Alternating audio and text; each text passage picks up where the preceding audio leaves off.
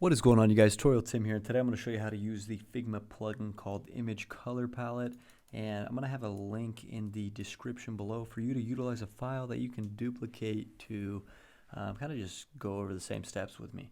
So if you go to your plugins, you can install the plugins. You go here, there's Image Palette, and then you just install that bad boy. And once you have it, I got some images in our file.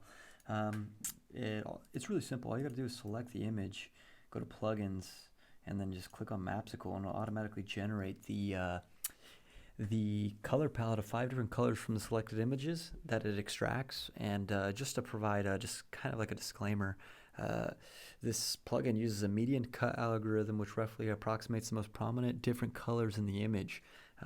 Clearly, as you can see, when the colors were generated, that the algorithm is very fast but can sometimes lead to unusual results such as low color images, images of vector graphics, and so on.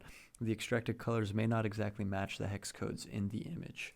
So that's just a brief understanding of that. So just to keep in mind, looks like you can also shift select the images you want to extract the colors from, which is very nice. Go to Plugins, Image Palette, and it generates those bad boys.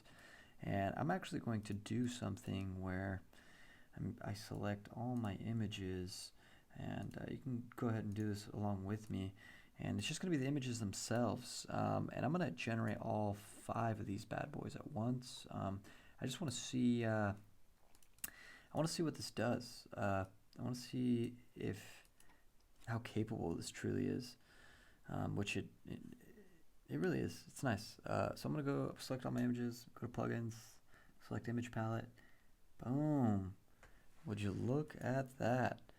Merry Christmas. And that's pretty much all I had to show you on the Image Palette Figma plugin. If you have any other questions or comments, feel free to leave them in the comment section below, and subscribe. I'll see you in the next one.